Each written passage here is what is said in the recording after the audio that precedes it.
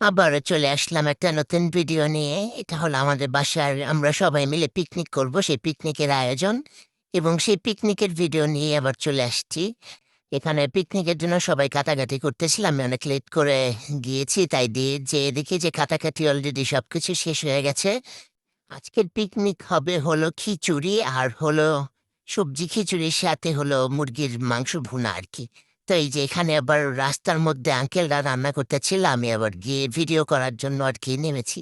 আসলে আমি দেরি করে আসছি, তো এর জন্য অলরেডি সবকিছু গুছানো হয়ে গেছে, এর জন্য গোছানোর ভিডিওগুলা নিতে পারি নাই ঘুম থেকে লেট করে ওঠার কারণে। পরে এই যে এখানে রান্না করতেছিলাম, আমি এবার একটু ভিডিও করতেছিলাম। আসলে রান্নাটা অনেক সুন্দর করে করতেছিল। এর জন্য ভাবলাম যে ঠিক আছে, আমি তো আমার তো আর কোনো কাজ নেই, বসে বসে তাই দেখি আর ভিডিও করি, আর কি করব। পরে এই যে মুরগির মাংসটা ভেজে নিচ্ছিল, ভুনা করবে এর জন্য আগে তেলে ভেজে নিচ্ছিল মশলা দিয়ে মাখিয়ে। সুন্দর করে মেখেছে, মেখে যে ভাজা হয়ে গেছে, এখন সেই ভাজা তেলে পেঁয়াজ, তারপরে কাঁচামরিচ এগুলো সবকিছু দিয়ে একটু ভুনা ভুনা ভুনা করে নিয়ে মশলা বাটা সবকিছু দিয়ে দিছে। এটার মধ্যে এখন মানে মাংসটা কষাবে। মুরগির মাংস কষাতে কষানোটাও অনেক সুন্দর করে কষাইছে। আর যে বাবুর্চি ছিল, সে আমার ছোট বোনের হাসব্যান্ড, ও অনেক সুন্দর করে রান্না করছে। মানে খুবই সুন্দর করে রান্না করছে। অবশ্যই এটা কিন্তু অনেক আগের ভিডিও, আমার ফোনে ছিল, আমি আপলোড করব করব করে আর করা হয় নাই। ভয়েস দিব দিব করে দেওয়া হয় নাই, আমি তো একটু অলস মানুষ তাই। আর আমাদের বাসায় এই পিকনিকটা আগে প্রায়ই হতো, মানে শীতের সময়। শীতের সময় পিকনিক করতে কিন্তু মজাই লাগে। তো এখানে আমি আবার একটু নেট নাপতেছিলাম, গুটিনাটি গুটিনাটি করতেছিলাম। কিন্তু এখানে যে চামচ, এই চামচের যে ওয়েট আমার থেকে অনেক বেশি। তো আমি এই চামচ দিয়ে ঘুটিনাটি তো দূরের কথা, চামচটা নাড়াতে আমার কষ্ট হচ্ছিল। পরে এই যে মুরগির মাংস ভুনা হয়ে গেছে, এরপর আমরা যে খিচুড়ি বসানোর জন্য খিচুড়ির সবকিছু মশলা টশলা দিয়ে সুন্দর করে কষাইতেছিলাম। পরে এক এক করে সবজি যতগুলা ছিল সবগুলো দিয়ে, আসলে সবজি খিচুড়ি দিয়ে খেয়ে মানে পিকনিক করলে একটু সুবিধাটা বেশি হয়। কারণ এত আইটেম, বেশি আইটেম করলে ঝামেলা হয়, অনেক মানুষের মধ্যে ভাল লাগে না। কিন্তু শীতের সময় সবজি খিচুড়িটা মোটামুটি আমরা সবাই পছন্দ করি, এর জন্য সবজি খিচুড়ি আমাদের আইটেমে ছিল। বেশি কিছু না, সবজি খিচুড়ি, মুরগির মাংস ভুনা আর সালাদ।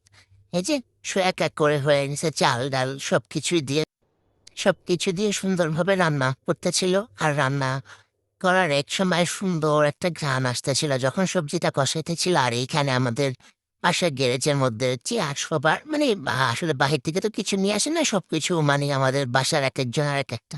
সবাই গ্যারেজে বসে আর কি, ওই মুরব্বী আঙ্কেল ছিল, ওনার সাথে বসে সবাই আনন্দ ফুর্তি করতেছিল। কে কি পারে আঙ্কেল আবার জিজ্ঞেস করতেছিল। মানে আবার আমি এখানে চলে আসছি কিছু, এখানে এবার সবজি হালকা সেদ্ধ হওয়ার পরে চাল দিয়ে দিচ্ছে।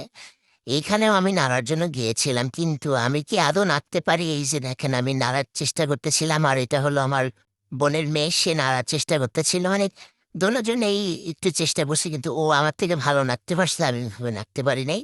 পরে এই যে পানি দিয়ে দিছি, মানে দিয়ে মানে পরিমাণ মতো পানি দিয়ে, মানে আসলে সবাই মিলে রান্না করার মজা আলাদা। পিকনিক কিন্তু এটাই মজা, যে সবাই মিলে রান্না করবে, আনন্দ করবে, খাবে দাবে, এগুলোই খুবই ভালো লাগতেছিল। আর খিচুড়িটা কিন্তু খুবই টেস্ট হয়েছিল।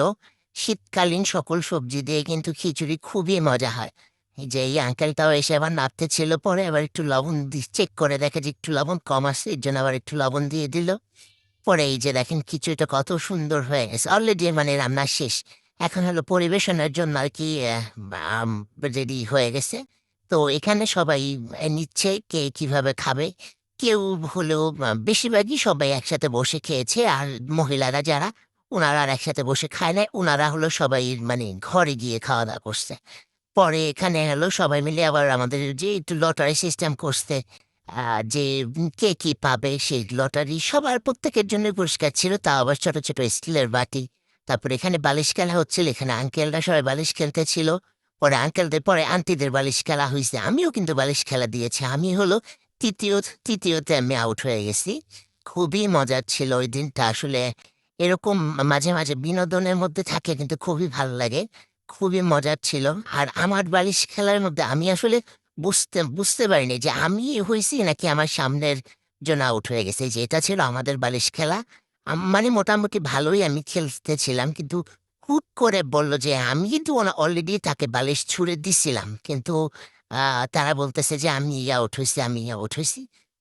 মানে খুবই মজা। আসলে আ খাওয়া-দাওয়ার থেকে যে আমরা সবাই মিলে আনন্দ করছি, এটাই অনেক কিছু। কারণ একটা বাসায় যখন আমরা থাকি, সবাই কিন্তু ফ্যামিলির মতো। আমাদের বিপদ-আপদে কিন্তু আমাদের আশেপাশের প্রতিবেশীরাই সবার আগে আসে। আর তাদের সাথে সুসম্পর্ক না থাকলে আসলে বিপদে তো আমরা কাউকে পাবো না। খুবই আসলে আর আমাদের বাসায় প্রত্যেকটা ভাড়াটিয়া খুবই আন্তরিক, খুবই ভালো। সবার সাথে সবার মিল আছে, হিংসা-হিংসি কিচ্ছুই নেই। তো এখানে এই যে দেখেন আমি কিন্তু অলরেডি সামনে চলে আসছি। আমি আর আমার বোনের মেয়ে একসাথেই বসে আছি। মেজো আপা খেলেনি। মেজো আপা এমনিতে বসেছিল। আমি আর আমার বোনের মেয়ে খেলতেছিলাম। খেলতে কিন্তু আস্তে এদের এখন কমতে কমে গেছে। মানে খুবই মজা। আর এই বালিশ খেলাটা আমি মানে স্কুল লাইফে দেওয়া হইছে। স্কুল লাইফে অনেকবার দিয়েছি। তখনও আ দেখা গেছে যে ৪র্থ কিংবা ৫ম এ এসে মানে আউট হয়ে গেছি। তাও তো এখানের খেলা খেলতে আমি অনেক দূর আগায় আসছি। কিন্তু পরের এই যে আমরা এই যে কয়েকজন ছিলাম, ৫ জন ছিলাম। ৫ জনের মধ্যে কিন্তু এই যে অলরেডি একজন আউট হয়ে যাবে। এখন আন্টি আউট হয়ে যাবে। এটা হলো আমাদের আরেকটা আন্টি, উনি আউট হয়ে গেছে। এখন আমরা যে ৪ জন আছি। ৪ জনের মধ্যে এখন আরেকটা আন্টি আউট হয়ে যাবে।